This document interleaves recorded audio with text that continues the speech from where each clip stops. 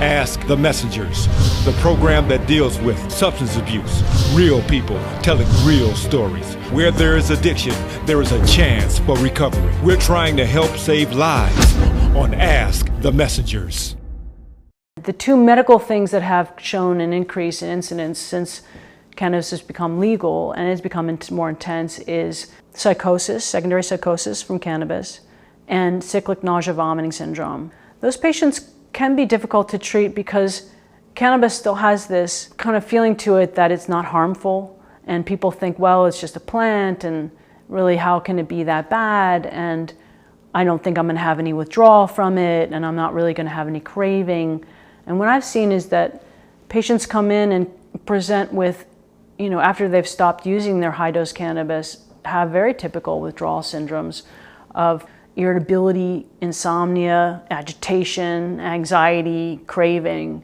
And so I think that it can be very challenging to treat these people for cannabis. Oftentimes because it's something, too, if it's something that is part of their polysubstance use disorder profile and it might not be their drug of choice, it can be the last one they want to give up because they just don't really view it as easily as the others as being harmful. Today on the Ask the Messengers TV show, we pick up on our series on marijuana, the good, the bad, and the ugly. Marijuana is now legal in most states, but does that make it less dangerous now? Yes, it's socially accepted, but. So on this episode, you will hear from a few people who share their marijuana use stories and how it destroyed their lives until they decided to quit using it. The Ask the Messengers TV show begins now. What was your drug of choice? Marijuana. And how long you been smoking marijuana? Since I was like 21. And how old are you now? 33. Do you have any kids? Yes, I have a son. How did you end up here? Well, because of my drug of choice and the situation I've been through, been in an abusive relationship since I had my son before then, and I let it tear me down. How old is your son? He's 6. How did your using affect your relationship with your son? Well, when I use that drug, sometimes I will go off on my son for no apparent reason. I know as a mother, you're not supposed to do that. So where's your son now? He with his father right now. Do you see him? No, not right now. Do you think about seeing him? Yes. What are you doing to get help? If you wanted help, do you know where to go get it? Yes, ma'am. Have you hit your bottom yet? Yes, I'm at my bottom. How long you been down here? For 10 days. What was your worst day using like? Wow. I can't even remember. And that's why I would tell people don't use that drug because marijuana do mess with your brain cells. So is that the only drug that you ever used? Yes, ma'am. And you end up down here? Yes. So it is possible. What you think about medical marijuana? I think if it helps for, elements, like I call myself, I'm for it. Instead of just using it recreational. So do your body know the difference in what's sold in the street and what you get from the dispensary? Yes. What's the difference? The difference is it don't have that much chemicals where it has you spaz out. The medical marijuana don't have that TCB in it. Don't have that TCB in it just like the ones on the streets. If you could say something to some little girl out there that's thinking about picking up marijuana for the first time, look in that camera and give her some hope. I'll say, ask God to help you and don't pick it up. I wish I had people to tell me don't pick it up or touch it. My drug of choice was marijuana. Okay, now, how were you introduced to marijuana? My brother, he got me in the basement and he asked me did I want to try it. First time I hit it, I started laughing. I felt like I didn't have any words. So now, when did you find yourself then you knew that you were addicted? When I kept going through the same things. I kept being homeless year after year after year. No matter if I had a job, no matter if I was staying somebody, it's just I was still not getting the end result of really being happy with what I had or who I was around. So what led you to the place to where you said I need to seek some recovery? People kept telling me, but I had to tell myself that I needed it. Yeah, and I just walked in. So now, what keeps you sober and looking forward? It's a lot that I did not get to enjoy in life, you know, and even though I'm young, I still feel like I'm old. You know, I've seen a lot of people die. I haven't seen too many people live their life. So when I come out here and I see people like this, I try to enjoy it, try to keep a smile on my face to let them know I'm enjoying it too. And Edward, we want to talk a little bit about your addiction and how it affected your life. What was your drug of choice? Weed. Okay, and how did that affect your family? Me spending my money on stupid stuff and not me being in and out of prison. I did 27 years in the penitentiary and come home ripping, running the streets, been shot 11 times, gang banging and stuff like that. How long did you use? 30 years. 30 years. Well, sir, let me ask you this. What kind of hope shot would you give for someone struggling with the disease of addiction today? Say no to drugs, because drugs is the bad thing to do, because it affects families and destroy your life too as well. And what kind of hope shot would you give to someone that's still struggling with those issues? Go to these meetings, find somewhere to go to, and keep your head up, take one day at a time, and start making meetings, and put your hope in God. Marijuana has mind-altering compounds that affect both your brain and body. It can be addictive, and it may be harmful to some people's health. The Ask the Messengers TV show, The Good, the Bad, the Ugly Marijuana series will be right back.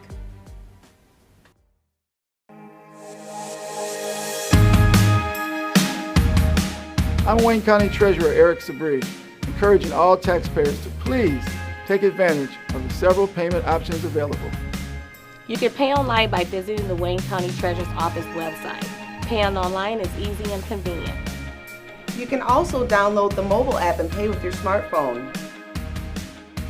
You can pay at one of 70 kiosks located throughout Wayne County. And yes, you can always still send in your payments using the U.S. Postal Service. If you have to visit our office in person, you must make an appointment by going to treasurer.waynecounty.com. It only takes a few minutes. Facial covering or mask is required and social distancing is observed. Your health and safety is very important to us. You can also email our office at taxinfo@waynecounty.com or call us at 313-224-5990. Underage drinking is responsible for more than 4,300 deaths of youth annually.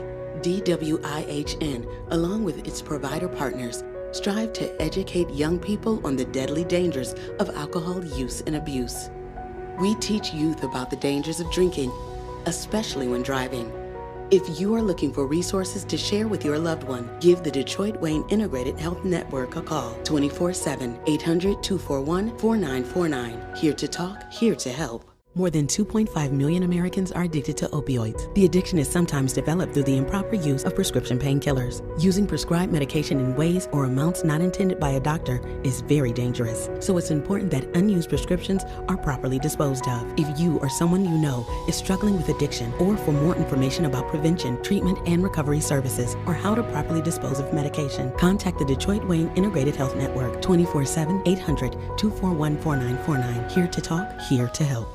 Hi, my name is Artesia Washington, and I'd like to welcome you to Irvine Neuro Rehab, where we help you reach your goals of rehabilitation. So you ask, why choose Irvine? Now here at Irvine, we offer physical therapy, occupational therapy, speech and language pathology, counseling, aquatic therapy, and massage therapy, and we help build you back to your previous level of functioning. Give us a call, 248-415-2500, www.irvineneurorehab.com. Ask the Messengers TV show has supported and saved thousands of people in the community from alcohol and drug addiction. Now, Ask the Messengers is in desperate need of being saved itself. Our damaged roof and interior repairs have caused us to put a halt to all of our programs. Now we're asking for your help. Please donate to our GoFundMe drive by going to AskTheMessengers.org so we can continue to help save lives. Ask the Messengers is a nonprofit 501c3 organization. Hi, my name is Eugene, and I was introduced into marijuana at the age of 9, but I didn't start using constantly until I was around 15. It helped me with my pain, deal with my migraines, a lot of the back problems, things that I was having. It helped me control my mood swings. And I still use today because it helped me, and I don't have any insurance. When I really started using when I was young, it was around the time that I first got my job. My first job, I was 15 going on 16. It was at Popeyes. I was cut off insurance. I couldn't have no medicine. At the time, they wouldn't give me nothing more than a Motrin, which wouldn't help me because I was having what they call cluster migraines. I can have a migraine for a week or sometimes 2 weeks to the point where I can't move. But I didn't start noticing how well marijuana managed my pain without the medicine until I got a little bit older, like around 16, 17, when I started smoking more aggressively, dealing with problems as far as the separation of my mother and father, dealing with high school, playing football. My mother just had a hip surgery and she couldn't move. My father was still strung out on drugs and it wasn't in the home at the time.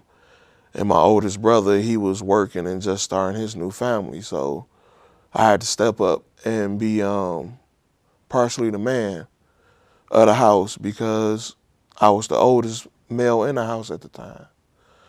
So I started smoking more aggressively. It relaxed me. It also helped me think along with music. But marijuana it has its good and it has its bad, but I use it more for the good use as far as dealing with my mood swings, dealing with my migraines and my back problems, my pain problems, because that's what really kept me using it. I never tried anything else outside of marijuana, alcohol, maybe a cigarette. I've had a close head injury since 96, and it's been hard for me dealing with that on my own, because I didn't know how. I don't even really know what's wrong with me. I just know I be having these problems. So I smoke weed to keep me calm. Marijuana, it keep me calm. It keep me to think on a level base. And like I said, I have migraines for weeks. I try to go to the government and get help. No help. I try to go to the doctor. They keep telling me it ain't nothing wrong with me, but who can have a migraine for 2 weeks? When I smoke, it eases the pain. It helped me. And I just pray that I don't pass it down to my kids. I hope my fight and my struggle don't be my children's struggle. But I do want to thank my parents for doing the best that they could, because my father was 16 when he had his first kid. He was a baby. He was 20 when he was introduced to crack cocaine. He still didn't know.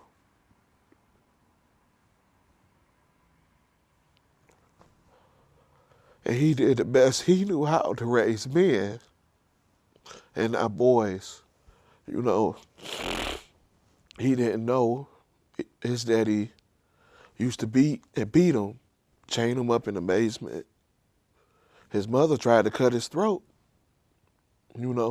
so he had a rough life. So him being young, strung out on drugs, dealing with his own demons, did the best he could to raise men. I've only been in jail one time for 30 days.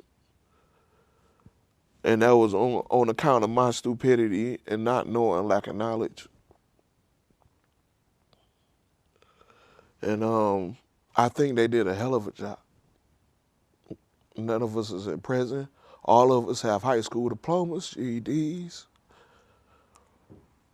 And none of us are strung out on drugs. I don't consider marijuana a drug. I consider it a medicine. What's your name? I'm Mike D. And what's your clean date? My clean date is November 16th, 2019. And what was your drug of choice? Marijuana, ecstasy, and PCP. And how old were you when you first picked up? 9.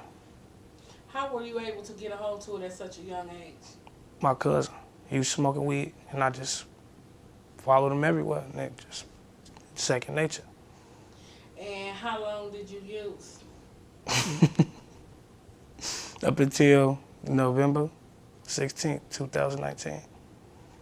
What was your bottom? What made you stop? What made you say, look, enough is enough, I'm done?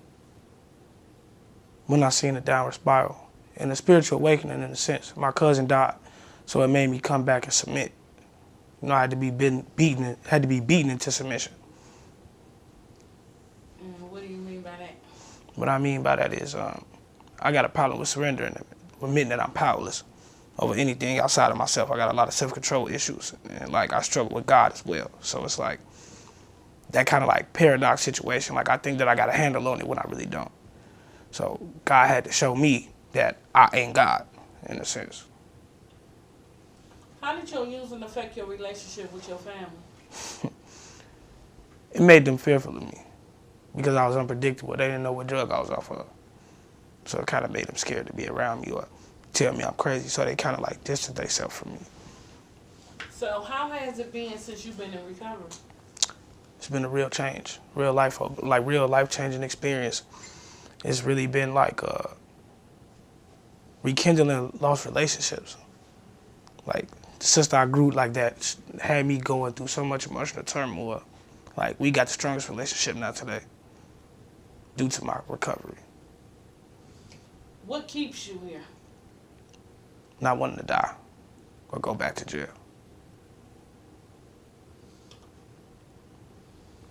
For some kid out there, maybe your age, just probably running with somebody, just thinking about picking up, I want you to look in the camera and give that person a hope shot. Please do not do it.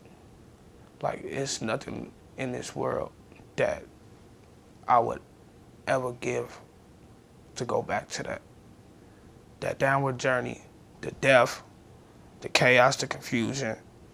Like, you might think it feel good, you might think your friends and your quote-unquote homies love you, but at the end of the road, it's a downhill journey. And prison is real. Death is real. Drugs can get you both, just from one bad decision. Please don't walk in my footsteps. My clean date is January 10th, 2011. And what was your drug of choice? More. Well, honestly, it began really probably with marijuana. Smoking a lot of weed as a teenager, probably, I don't know. And I was sitting there thinking, like, I can't really remember the first time I got high on my own, like, you know, had to have been 12, 13. By the time I was in junior high, I was, you know, bringing 100 joints to school to sell them, you know. What was it like going into recovery? My story's kind of, you know, I love my story because my story has a lot of divine intervention in it. I didn't know nothing about recovery. I actually went to Denver, went to the penitentiary, because I did the same things there, running the streets and stuff. And so how I ended up in recovery was that, like, I had a back injury, I got on prescription meds, and I didn't know nothing about prescription meds at the time, and it just opened the floodgates, and I was back doing the same thing I was doing when I was 22. And so, like, I was on the run from Denver, and I ended up in Florida, and was walking past a meeting where they was talking recovery, and asked for a cigarette. And I've been in recovery ever since. How is recovery for you now? What's it like in recovery now? Because you got some time up under your belt now. What you got now? I celebrate 9 years, January 10th. And what's it been like those 9 years? Well, early recovery was I live in hell. You know, just a change in lifestyle.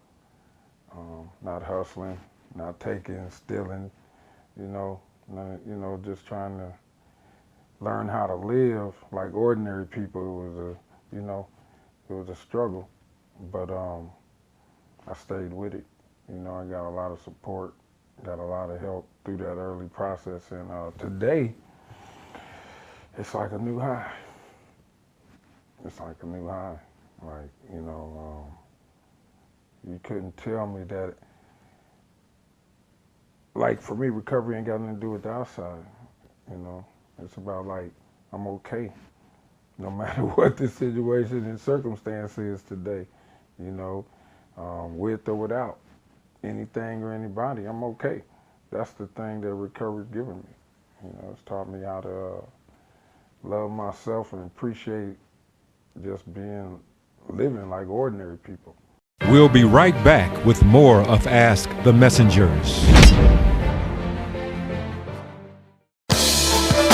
Hi, my name is Brenda Owens. I work at Greenfield Hair Collections, and I love doing hair. I've been doing it for almost 30 years now, actually. And I do a little bit of everything. This style right here is a pin curl. This is my weekly client, Lenise, short and sassy. She just got a fresh haircut last week. The name of the salon is Greenfield Hair Collections. We're located on Greenfield between Outer Drive and Curtis. I'm on the second level. My name is Brenda. My phone number is 313-729-8194. Give me a call. I love what I do. If you or someone you know is battling with any type of cancer, you need to read the book by Laverne Moore Slaughter, God Encounters Are Real. In her book, she tells how through prayer and faith, God healed her and set her free from stomach cancer. For more information and to get your copy, visit www.encountersarereal.net. Underage drinking is responsible for more than 4,300 deaths of youth annually. DWIHN, along with its provider partners, strive to educate young people on the deadly dangers of alcohol use and abuse. We teach youth about the dangers of drinking, especially when driving. If you are looking for resources to share with your loved one, give the Detroit Wayne Integrated Health Network a call, 24/7, 800-241-4949. Here to talk, here to help. More than 2.5 million Americans are addicted to opioids. The addiction is sometimes developed through the improper use of prescription painkillers. Using prescribed medication in ways or amounts not intended by a doctor is very dangerous. So it's important that unused prescriptions are properly disposed of. If you or someone you know is struggling with addiction, or for more information about prevention, treatment, and recovery services, or how to properly dispose of medication, contact the Detroit Wayne Integrated Health Network, 24/7, 800-241-4949. Here to talk, here to help. I'm Wayne County Treasurer Eric Sabri, encouraging all taxpayers to please take advantage of the several payment options available. If you have to visit our office in person, you must make an appointment by going to treasurer.waynecounty.com. It only takes a few minutes. Facial covering or mask is required and social distancing is observed. You can also email our office at taxinfo@waynecounty.com or call us at 313-224-5990. Won't you help us to do exactly what our motto is, and that is to help save lives?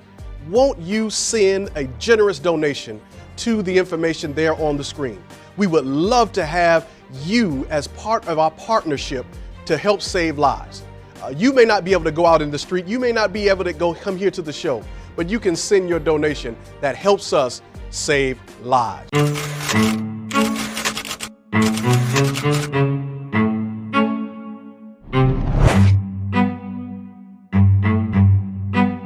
You just want to fit in and be cool. This is how I started smoking weed when I was around 14 or 15. But I only ended up smoking for a year or so because in the long run I did not like how weed made me feel when I was high. When I was a freshman in high school, I got expelled because I was smoking on school property. After I was expelled, the school made me attend drug rehab and drug and alcohol classes in order to come back to school. Getting expelled from school caused a lot of frustration because I then got behind in school and it led to me dropping out in junior year. If I know now what I didn't know back then about the consequences and the long-term effects that weed has on your body, I probably would have waited to smoke. My dad used marijuana around me and my older brother as we were growing up, and we saw him use it and thought it was okay to use it as well, not even knowing what it was about. I really didn't get into using marijuana until I was in middle school, around 7th or 8th grade. A couple of my friends knew I was using and I stole it from my dad. I got grounded forever for that. So I stopped smoking until I got into high school. Then I started using almost every day and started to skip school with my friends that also used marijuana. I ended up failing all of my classes my 9th grade year. I also ran away a lot when I was in high school, so my parents put me on a program called Youth at Risk. So every time I ran away or got a dirty UA, I would get put into juvie for about a week or two. As I got older, I couldn't get a job because I couldn't pass a UA, and I was homeless for a long time, for the past 3 years, and I finally decided that I need to stop using marijuana. Marijuana has messed up my life enough. I have smoked marijuana since I was 9 years old. Now I'm 19, that's 10 years of use. The reason for starting?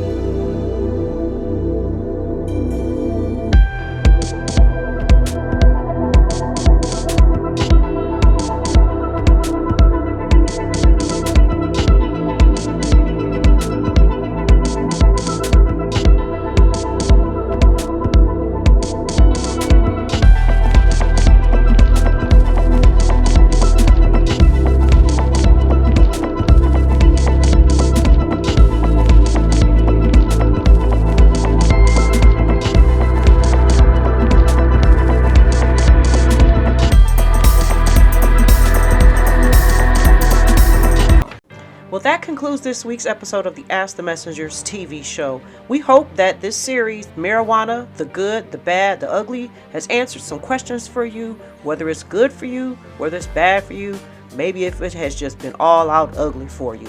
So whatever you decide, please be responsible and take care of yourself.